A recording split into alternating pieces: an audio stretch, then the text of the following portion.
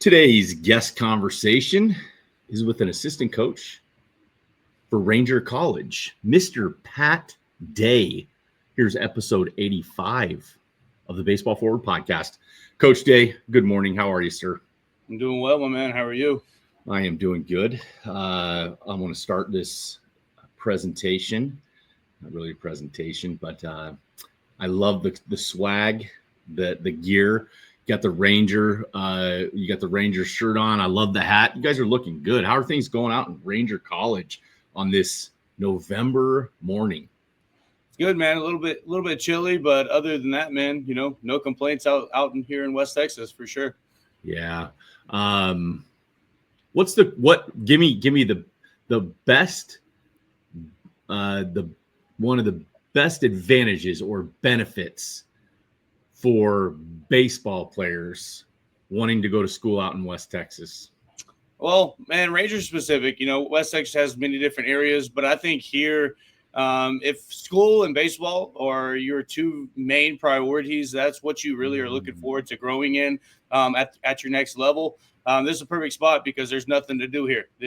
We are, I don't know, the county seat's probably 10 minutes away, but outside of that, 45 minutes to actual civilization. So, man, this is a place where if you're really looking to go to school and develop as a baseball player and make some friends for life within your teammates, then this is a really good spot for you, man. Because like I said, this is it. There's nothing else out here.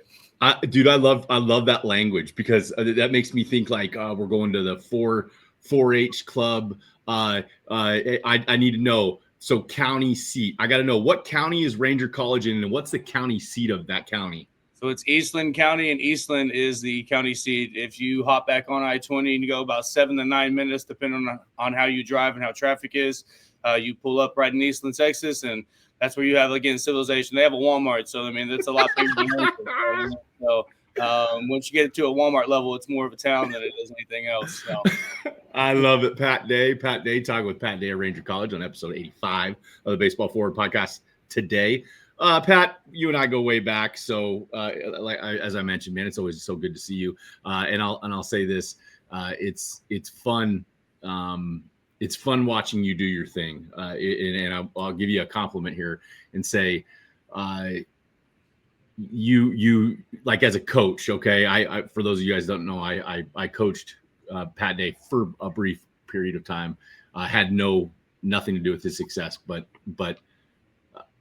this dude, like you knew he was a special talent, like physically gifted, but his personality, it's so unique, but it's so loving and caring, and you got such a good heart, and it's fun to watch the qualities that you could see back when you were 16, 17, 18 come out at where you're at now as a coach, because I see the way you interact and I see the way the guys talk to you and the way players talk about you. Boy, that makes me so happy to see that you're using those qualities to your best ability, and knowing that, man, when I look at a guy, I'm like, man, you were born to coach, and you were born to motivate, inspire, and connect with baseball players. How does that, when I say all that stuff, what are your thoughts? I mean, it can't help but make you feel good. You know what I mean? For me, it's something that, I knew I wanted to coach since I was about 15 years old. So, wow. I don't know.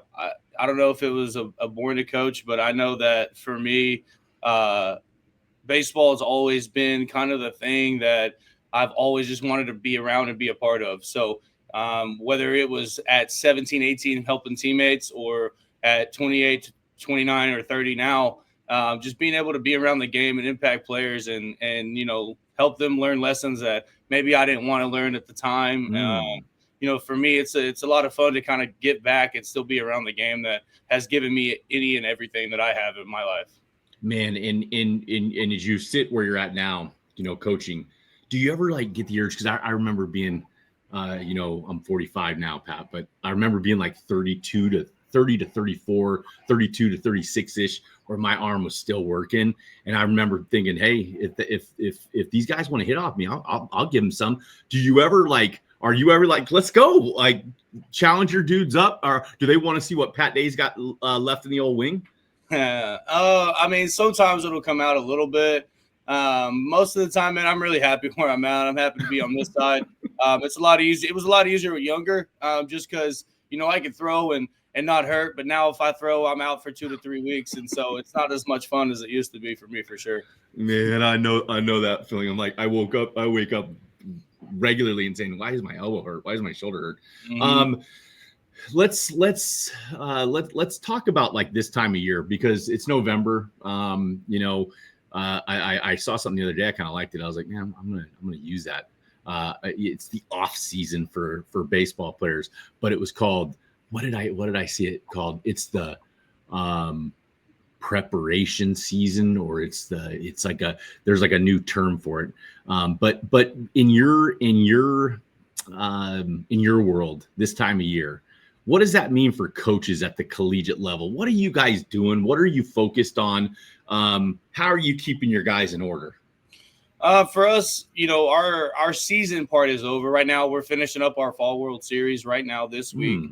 And for us, man, we're really just trying to shift our focus over to like the weight room side of things. Really trying to build the last bit of physicality block that we can headed into the season. Because as you know, in the season, you don't necessarily lift at the same way you do in the fall. Now, you don't lift to maintain. You're either getting weaker, or you're getting stronger, and we're going to get stronger. But for us, getting those kids the last bit of physicality added to their game to kind of help them elevate. We look at this time of year for us here, that this is the time of year where kids really get to separate themselves from the others, because the physicality side does kind of take over for you. And for us, it's not really an off season. We don't really like to use that term. We use it very loosely whenever we do.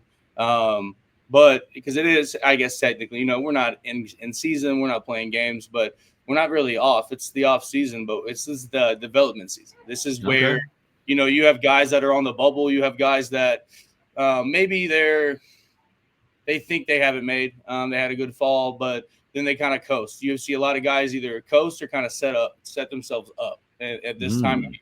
So for us, we're really just watching habits and making sure that right now they are not the ones putting it in coast mode. We're having meetings with these guys, still weekly meetings and things like that with them, just to talk with them and let them know where they're at, what we're seeing. Just wanted to make sure that this is the time they really want to kick it into gear. This is less focused on the baseball side of things, but there's more of the times for the little things that are going to help their game develop and evolve. And so right now, this is the kind of the last push before the spring to show us what you guys can do. Yeah. And you know what? I wrote it down. You said it.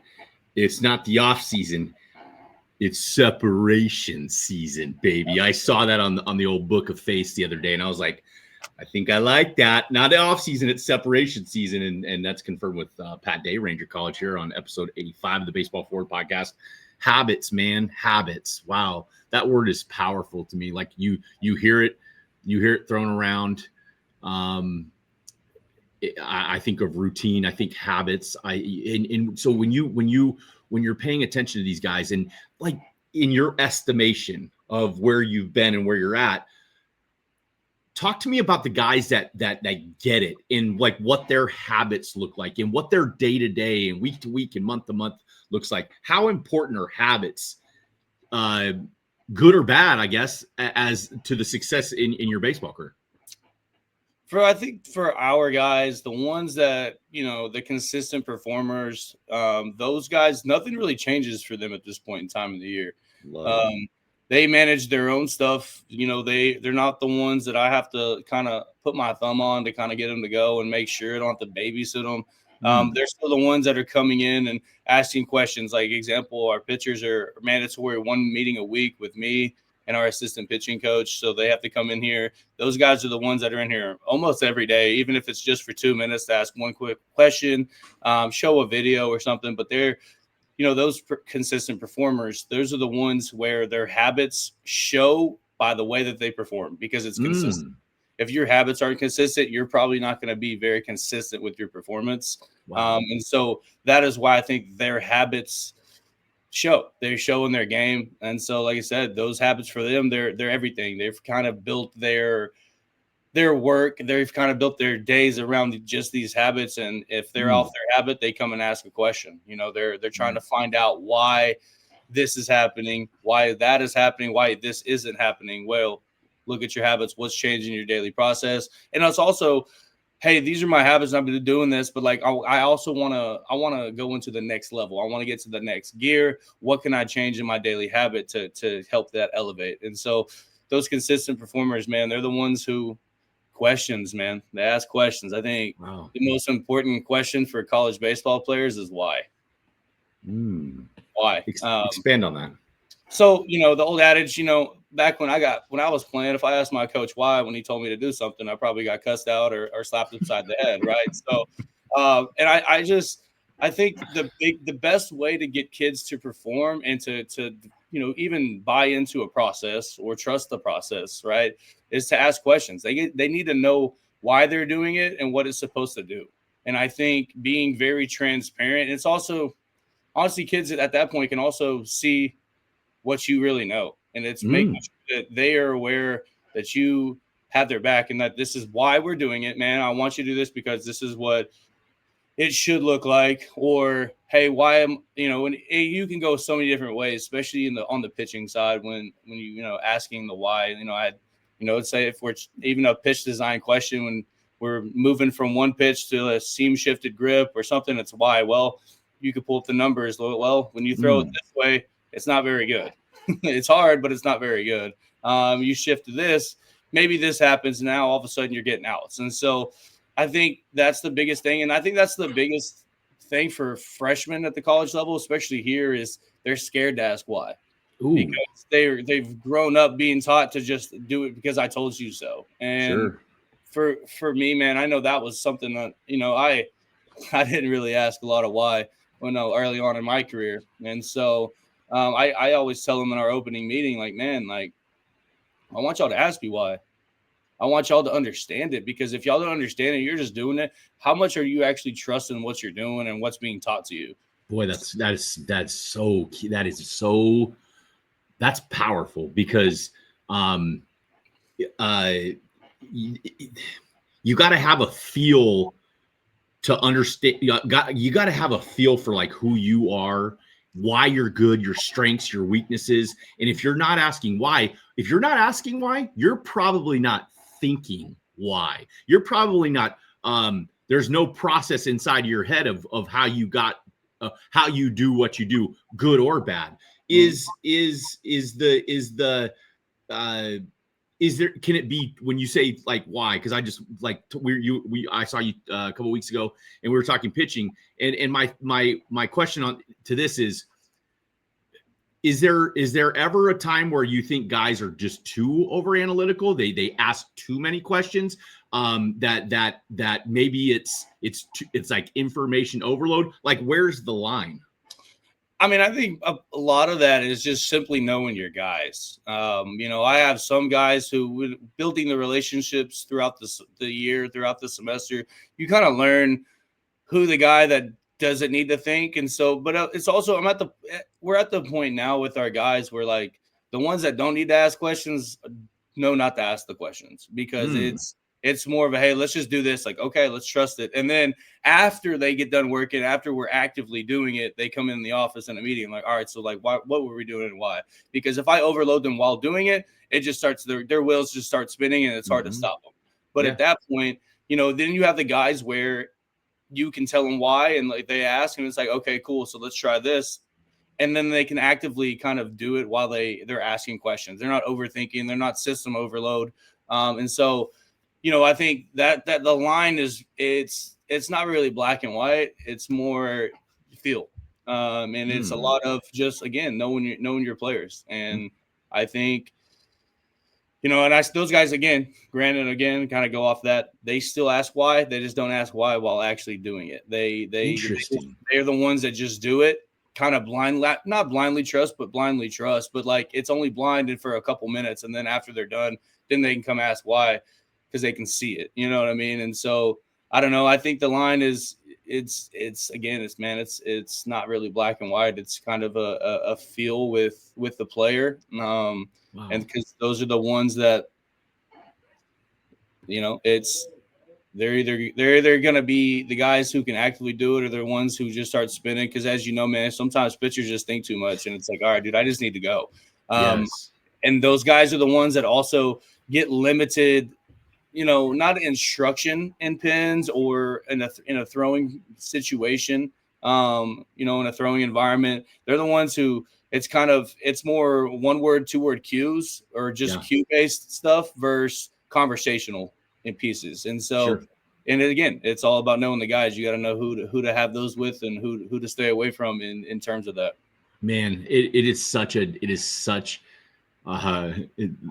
so delicate, and that's why like good coaches are so valuable, because they're really like I wish I would have known this even when I was coaching you more, and I would have been more aware of this, is that coaching is not telling.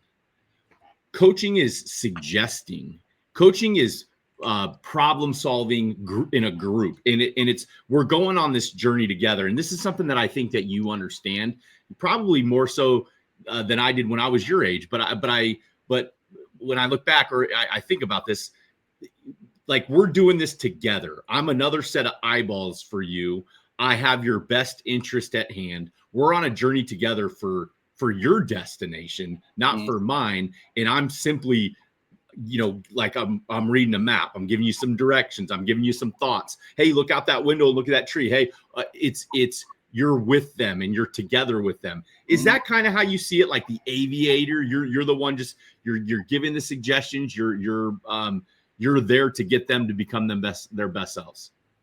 Oh, I mean, for sure, man. I mean, I'm not the know-it-all. Sometimes I'm going to be wrong. But that's why I tell our guys, I'm just the vessel, man. I can help you guys, and I'm going to be wrong. I'm going to be right. But together we're going to figure it out, because at the end of the day, I'm not here to make you worse. I am here to help you. And so, if I'm wrong, then, hey, I'm going to let you know that, hey, I was wrong right there. Let's try something else. And so I think it's a lot of trial and error just in this game. And that's part of working with, say you got 18 guys on this pitching staff. Like, I'm not building robots over here. So each guy is going to be a little bit different. So it's going to be a lot of trial and error. And like I said, man, I'm going to be wrong and I'm going to be right. And together we're going to get you to where you need to be. But it's a process of trial and error, process of elimination. Like, okay, well, that didn't work. Let's try this. And so it's a lot of, you got to have, we're baseball coaches, man. We're all prideful. But it's being able to but it's being able to put the pride aside for a little bit and understand that I'm not always going to be right. And I'm not going to ever act like I know everything and I'm going to be right. But again, man, it's, I don't know, you got to be afraid to experiment a little bit, be wrong. And it's perfectly fine. You got to know what works and what doesn't. Why, talking with Pat Day of Ranger College on episode 85 of the Baseball Forward podcast, because a lot of people that listen to this podcast, they're youth coaches. They're they're not at the level that you're at. So I ask a lot of these questions because I want other coaches to kind of learn from it. I feel like it's a community. So when you're what are some frustrations, like as a younger coach, and you're coming up and you've been doing it a while now though, but what are some frustrations that you've dealt with in your coaching life that maybe they were uncomfortable, the situations were uncomfortable? What comes to mind when I say frustrations of coaching and how you work through those? I mean, I think the biggest frustration was a lot more early in my career of just learning the different type of kids that are coming up through this travel ball and high school system. The mindsets on a lot of these guys. Wow. I think that's been the biggest frustration, is learning how to navigate through a different generation of player. Wow. And now it's a little bit easier, and I still struggle at times, but I think it's the biggest frustration was trying to coach the way I wanted to, and not getting through to kids. Like, how do you not, versus learning and adapting 8 years later into coaching how I need to coach based off the player. Wow. And I think that was the biggest thing, man. Year 1 and 2, I was very much like, this is my way. This is how I'm going to do it. Like, dude, like, I don't understand how you don't get it. Like, and now it's more, okay. I like to say, if I can't teach it to a kindergartner, then I can't teach it to anybody else. So Dang.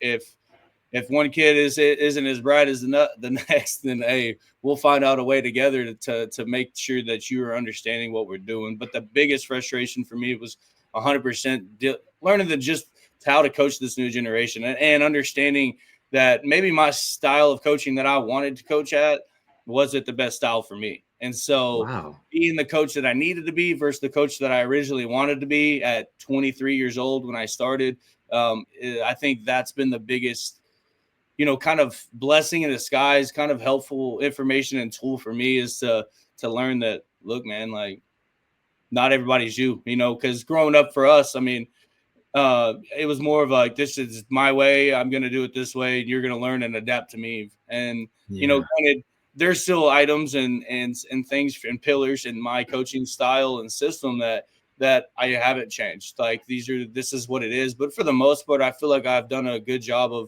of adapting into the coach that, again, man, that I need to be at the time for that kid, versus just the coach that wants to do it his way and his way only. And so, because I think that, hey, maybe that works for some people, and more power to those guys. I'm not knocking those guys, but I don't know, man. I just feel with this generation of kids, especially as they come up more and more, younger and younger, it's you have to adapt. I think all the great coaches at the Division I level, Schloss, Corbin, all those guys, if you look, man, they're not the biggest on a lot of the new schools type stuff, but why are they still winning baseball games? Why are guys still wanting to come and play for them? It's because they're adapting their styles and doing what they need to do to win baseball games. That's right, man. That's a good point. And you're never a finished product. You're never a finished product as a player, and you're certainly not. This is where I think it's tricky. Is we're as the coaches, you're the authority, but you're never a finished product in anything that you do. I think of conversations with Coach Ward. He's 84 at this point, and just craves learning. And this is guys in the Hall of Fame. I mean, like, what else do you have to learn? But you never stop growing. You never stop learning. And I think when coaches understand, or when players can understand that, hey, the coach is human too. He's not perfect, but boy, I'm going to lean on his experiences, because I think you get to a certain level, Pat, and it's like, it's not about, yes, there's technicalities to it, and the analytics side of things. I understand there's instruction involved. I get that. But I think about myself, and like, when I was in the fire, I wanted to be able to relate to somebody that has been in the fire, and how to navigate the emotions, how to navigate the sequences and the tricks of the trade, and like learning. You watch like Matthew Stafford at this point, or Brady, when he was, it took so long for them to become these like master senseis, and it's like, it's the same for coaching. You're trying to master it year after year after year, and you just get better and better. Is it something that's like addicting to you? Like, just seeing how far you can take this thing? Absolutely, man. I think it has to be, if you want to do this long term as a career, because you can't get stuck in your ways. And you have to be comfortable being uncomfortable. I mean, we preach to players. It doesn't change anything for us as a coach. Like I said, you get passed up really quickly if you resist the change. And so, for me, man, I just like to learn. I like to do new things. I like to go and fail, which, early on in my career, that's where that pride takes over. It's like, I'm not very good at this. I don't want to do this. And so, whereas now it's like, well, there's only one way to get better at it, and it's taking that and being able to fully get after that side of it, fully be able to indulge in hey, I'm not very good at this, but let's figure out how I'm going to get better. Because again, I think for a lot of coaches, we're all competitive, right? This is why we play the game. This is why we coach the game. This is why we do everything that we do. And so I'm just competing versus myself at this point. So Dang. let's go do it. Let's go fail. Let's go get better at this. Let's make my weakness a strength. Let's make my strengths really good. You know what I mean? Yeah. That's kind of my mindset on what you kind of asked. It's just, so do I crave it? Yeah, I think it goes down to every coach and player in any sport, anywhere, is I just like to compete, man. Whether that's against myself or the guy next to me, like whatever, let's go do it. Man. And it's competing is so much fun. And that's really you said earlier, you like to make it as simple as possible. That's really what it is. Like when you're handling pitchers, it's teaching ultimate competition, because that is the ultimate competition, one-on-one. I want to get into some, I want to kind of change topics, since I've got an expert sitting with me here today, and you're an expert in the world of recruiting. This is call it what it is, man. Like, you know what's going on. You know exactly what the landscape is.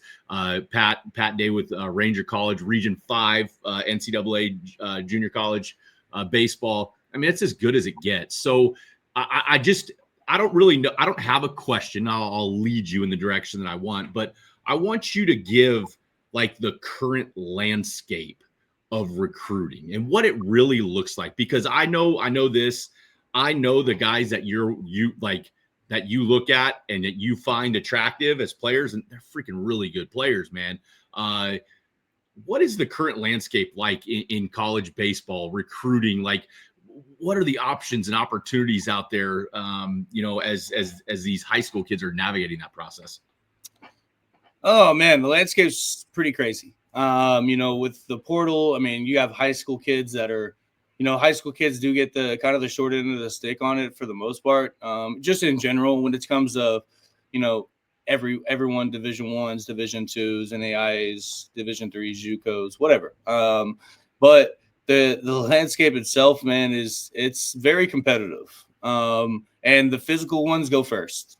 Those kids go first, man. I mean, if Johnny and Jimmy are the same talent, but Johnny's 6'2", 200, and Jimmy's 5'9", 150, who do you think's going to go there? I mean, that's just the reality of it, because one of them's ready to go.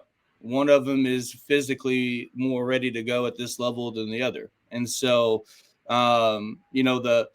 that's reality. It might not be fair, but it's reality. And so, and school by school has their different ways of recruiting and attacking their how they recruit and their different recruiting styles. For us, we're big on like projectability with kids. So, it's all, and then some guys are, there's places that are strictly, they watch portal first, then high school second, or, and I think as far as how the landscape is, it's a lot harder than it's ever been to play college baseball. Boy, that's true.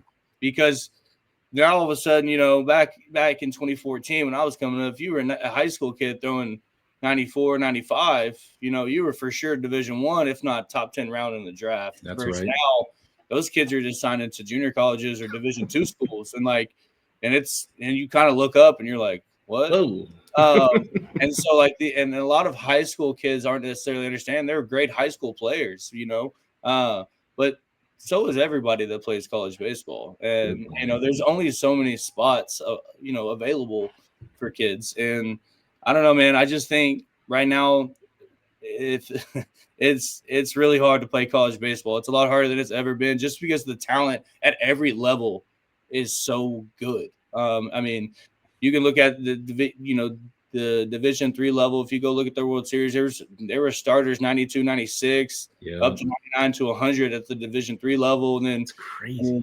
Don't even get me started on JUCO. I mean, hell, in this conference, everybody has 2 to 3 starting pitchers that are 92, 95. And say that again. Hold on. I got to pause you. That's because that is a point that you've got to hammer home. Okay. Pat Day, Ranger College, Texas Junior College baseball, just said how many 2-3 starters doing what? I mean, like I said, dude, everyone in this league has a starting pitcher or two that's 92, 95. Everyone's got a guy on the pin throwing mid to high 90s. Like, everybody. I mean, every arm that you see for the most part in this league here in Region 5 is going to be 90 plus. And so the days of the guy that's 84, 86 that can really pitch it, coach, like the days of him getting a lot of innings at this level it's very hard. Wow. You don't see it a lot. I mean, and like I said, granted, there's some, right? Like, sure. You have your outliers, but for the most part, man, like, you know, the standard for college baseball, no matter what level you're looking at, it's going to be 90 miles an hour. Let's just say that. I mean, it's ballpark. Maybe it's not, but I mean, from what I see at Texas Junior College, like for us, I mean, yeah, like I mean, I'd say looking at our board, man, 90% of our arms that are going to throw are 90 plus. I mean, that's crazy. You see it across. You go play in these fall leagues. You know, when the fall festival went on for Five-Soul, you get on there and every single arm, damn near, that you saw pitch on Twitter from Five-Soul was 90 plus.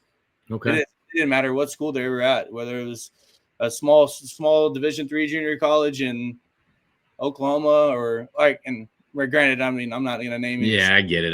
Yeah, you know what I mean. Like that's a standard to be able to play. And so, like I said, those guys that are 84, 86 that can really pitch it. I mean, there's a spot for those guys, and I'm not saying they can't develop into something, right? But you know, those are the days of I'm underlooked. Like not really, man. I mean, you have to pass that eye test, and a lot of it's going to be the physicality. If you're 6'2", 185 pounds and you're 85, 87, like, okay, there's probably a spot because you're going to project, right? Based off your physical attributes. Yeah. Versus the guy that's 5'9", 150 that throws the same. And it's like, okay, well, you know, and again, man, none of it, it's all relative and it's all not fair, but reality is what reality is. Life's not fair. So that's right. And you know what? You say not fair. And I just say, you know what? Nobody cares. Work harder. And you know, like, man, you hear it so often. And I live in, and I know you've lived in the travel ball world too, but I've lived, you know, I get 10 and 11-year-olds, two 11-year-olds right now. They both, one of them turned 11. Now they're both 11 right now. But you know, you listen to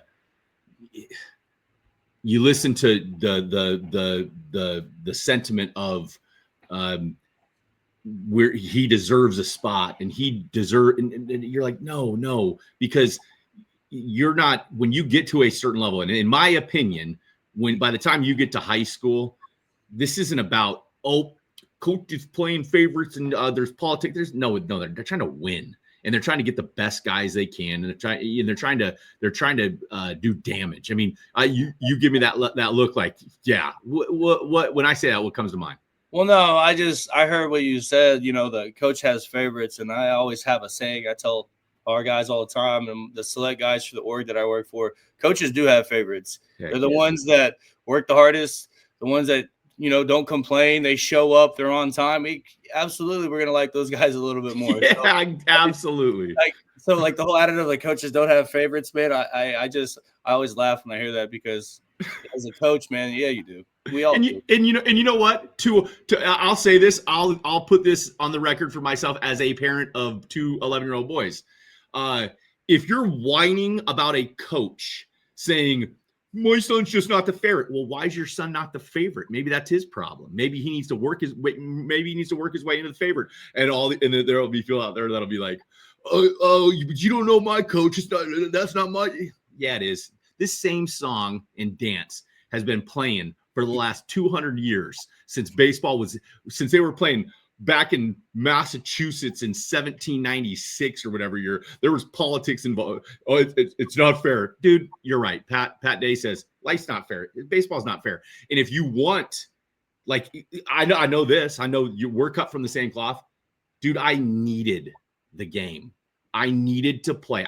I was going to do whatever it took to figure it out.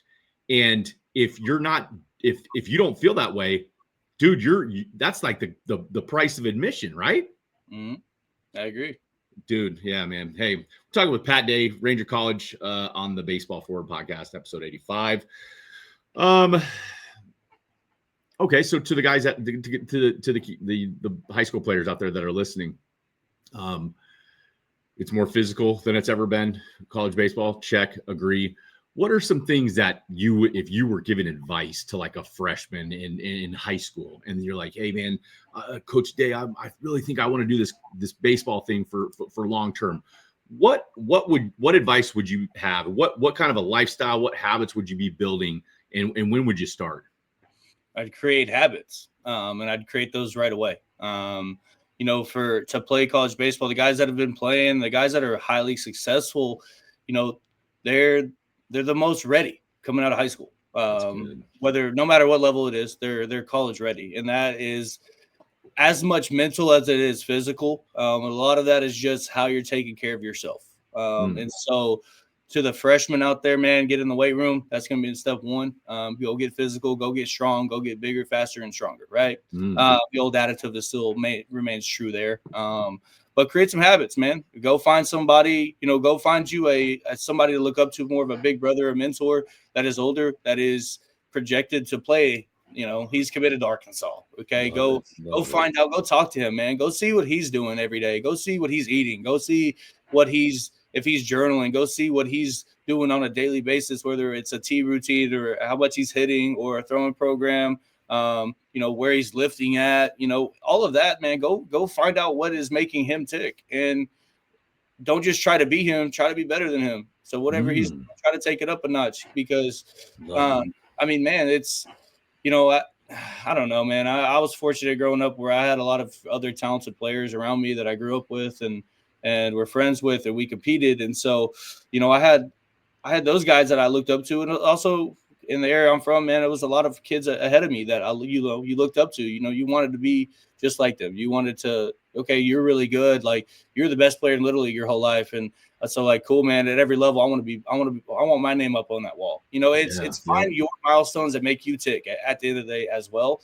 And so, man, it's for you freshmen out there, man, just find somebody to mold your game after. Find someone to help you create habits, man. Don't be afraid to ask questions. That's another big thing. Like I kind of said at the beginning, man, go ask questions, go figure out why they're doing it and what they're doing and how they're doing it, and go replicate it. Go do it. If you're just sitting there complaining and just doing the bare minimum, nothing's going to happen for you. If you're waiting for somebody else to do something for you, you're also failing right there, man. Like, you have to want to do it, and that just shows from your habits, and then it creeps out into your play. Man, that's so true. And it's I like the phrase. I'll say it with my guys, just my sons. Hey, just be a pro. Just be a pro. I think who was I talking to the other day? They said, hey, let's be big leaguers here. Let's be big leaguers. Like, and I think that means, like, just be a pro. Just be a pro about how you do it. You said something, and I want to bring this up, but you said something about, and I'm in air quotes, saying, if I get to go pitch for Pat Day at Ranger College, like, are you kidding me? I shouldn't have to be babysat. I shouldn't have to be told how it works, or I shouldn't have to. And then I trickle it down to the younger ages, and I talk to, like, the kids. If you're the kid that's when your coach is talking and you're looking around and you're not paying attention, or you're talking to your other, like, we all know what it looks like. We all know what, like, if you break it down as simply as you can, hey, just be a pro about it. Like, when you're working out, what does being a pro look like? That means doing your dang work. What does it mean being a pro going into the at school? Get your work done. Go to class. So when I say that just being a pro, I mean, what kind of comes to your mind of how guys need to handle themselves? Treat it like a job. Treat it like a job. And the ones that are highly successful that I've always coached, no matter the level I've coached at or worked with in a facility or anything like that, the biggest, the most successful players, man, they've always treated it like a job, because they all have the same dream, is to play the MLB. That's a job at the end of the day. And believe it or not, man, playing in college is more of a job than people want to admit it is. Between class and everything. So if all of a sudden you want to treat it like a job your freshman year of college, you're probably going to be behind, because you don't understand what it's going to take. So it's simply, man, treat it like a job. If that's what you want, every day is a job interview, and go get it. Love that. Work. It takes what it takes. It doesn't really matter. You can give excuses. You can do this. You can do that. our guys, coming up in a couple weeks is the scariest time of year for college baseball coaches. It's Christmas break. You got to trust all these guys go home and do their stuff, right? But again, it goes back to it's me, especially on the pitching side, dude. I'm like a lunatic with my guys. Like I'm constantly texting them. I'm getting videos. I'm talking to them all the time because I just want to make sure, right? But at the end of the day, a lot of these guys, our top end guys, right? I'm not really worried about those guys. They've proven for a year now or 2 years now that they're going to handle their business, and it's those times where treating it like a job, creating the habits that they have are going to set them up for success, And so I don't know, man. That just gets me thinking about Christmas break, and I just started stressing out. So I'm sorry, man. A little PTSD coming up for you. Talking with Pat Day, Ranger College. Hey, Pat, just a few more minutes here. Episode 85 of the Baseball Forward podcast. All right, talking about jobs. I'm curious, just random.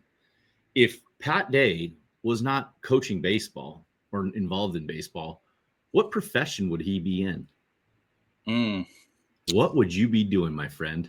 I'd probably be in sales, man, because that still allows me to build relationships with people, and just to be able to be out and talking with people. I think I'd be in some type of sales job somewhere, just being able to interact with people on a daily basis. Oh, I see that. I see that working for you. All right. Do in your spare time, do you watch Netflix? Do you watch TV? Do you listen to music? Like, what do you do aside from being like Family Guy, right? What do you do to like take your mind off of baseball? I go to the gym. Okay. I go to the gym 6 days a week, still working out. It's a grind, but that's for me, man. That's kind of my happy place outside of baseball. And then after that, man, it kind of, for me, days here, I'm here from, most days 5, 6 a.m. with weights and going throughout the day to practice. And then maybe I have a lesson after, and then I'm going to eat, and then I'm going to the gym, and it's 8:30, and I got to do it again the next day. So I might wind down with a little bit of TV at the end. And, that kind of the TV platform will change based off what I'm trying to watch that day, a movie or a show. But no, I mean, TV a little bit.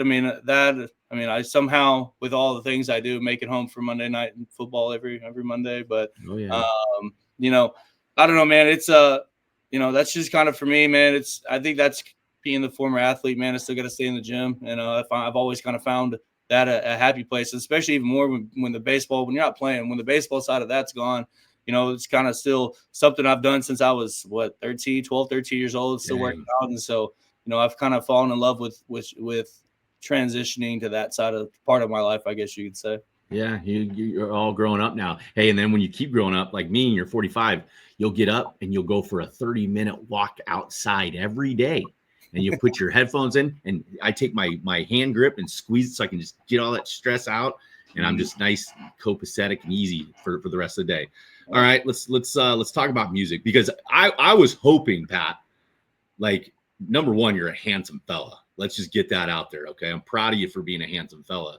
But I figured you'd be like, man, I see like a little like country singer, and you like, if you guys ever see Pat Day in person, he's a big old boy.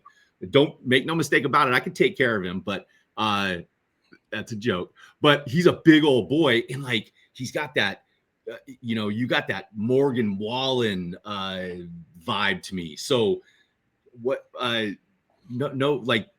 Let's talk about country music. Like who are you listening to? What are you listening to? What kind of gets you going? Surprisingly, I'm not the biggest country music person. That's never been, but it's kind of growing on me the older I'm getting. Yeah. You do like Morgan Wallen, so you might have been right on that one. I don't know. I kind of, it just kind of varies, man. The older I'm getting, the more I'm just kind of listening to music that I like. It don't really matter the genre as much. But with that said, if you see me in the gym, make no mistake, there's some rap music going in my headphones. Let's go. Hey, what rap music? What are we listening to? Young Dolph's my favorite rapper, man. So I'm always got some Young Dolph on the playlist, and then any Memphis style rapper is kind of what I'm listening to personally. Dude, this dude rolls hard. Pat Day. I don't know if I could, like, Yeah, I can see that. I want to ask this too. I want to ask because your generation, like the younger generation, tattoos are which I think is kind of cool. It's like become more accepted, like freedom of expression, whatever. Like, what do tattoos mean to the younger generation? I know Pat's got some tats. He looks like a total stud, but what's up with the tats? Like the tattoos? Like, what is it with the generation right underneath me that it's has it become more accepted? Do you express yourself? Tell me. I mean, I don't know. For me, I just never really cared. I wanted it, so I did it, and that's how I was a lot younger when I was getting it. But I think a lot more now is I think my generation has really learned that they're really not a big deal. Yeah, Me having a tat doesn't mean I can't do my job, that I that's can't, right. that I'm a bad person. I think our generation did a really good job of understanding that. Mm. Um, and not really, and I think that we also did a good job of not really caring what the other person thought, what the people. Oh. I know, right? Just wow. But no, man, I think it's a lot more of a, just with music and just life. I think it's a lot more cultural, where it's more accepted now. But like I said, for me, it's, I think our generation did a good job again, just realizing that they weren't a bit as big of a deal as, our parents or grandparents had told us. And we just also, I think, are a lot of at least my friends, we didn't really care what they had to say. Like Yeah. we wanted it and did it, and we were still gonna be, become great fathers one day, and good employees or business owners or whatever. And so, I think that's a lot where that comes from. I like it, man. And you know what? I like that we're at that place. I'm thinking about getting like just a complete neck tattoo. Next time you see me, I'm just gonna be covered in neck tattoos. You won't be able to see my skin. It would look like a turtleneck. All right, Pat. Man, I love always talking to you. Love the conversations that we have. I want you to give some. Let me see. I want you to give the most impactful statement you've ever made in the history of your life. Not really, but like, give me something uplifting and positive for the listeners to kind of take us out on, and then I'll wrap it up. Ooh, gotta put me on the spot with that one. Yeah, I do. You're a politician. You got to be ready for it. Yeah, no worries, man. I love what you do and have fun doing it. I think that goes from work, that goes from your personal life, that goes with everything. I think the happier you are in your life, man, the more everything kind of just feeds into everything else that you do. I try not to hold any resentment in my heart, and I try to be happy every single day. If I had a bad day yesterday, it doesn't really affect me today, because at the end of the day, I wake up. I live a great life. I have a great family. I'm building a great family. And I have a great job that I really like to do, man. And so, like, what am I here to be sour for? I'm really happy. I'm thankful. And so I want to just be a positive impact every single day for somebody, because whether my day is bad or, somebody's day is going to be worse. And so I just want to be happy, man, and see if I can impact somebody. So always be happy, man. Love what you do. Be happy doing it. It's pretty simple that way. Man, and that's you. What you just described, that's you, because I know this. Whenever I see Pat Day come up on my phone, I'm like, ooh, I wonder what's going on with Pat. I'm excited to talk to you, and I think you get what you give, and you're a testament to that, my friend. Pat Day, appreciate your time, my friend. Pat Day, episode 85 of the Baseball Forward podcast. We'll see you guys soon. Thank you, guys.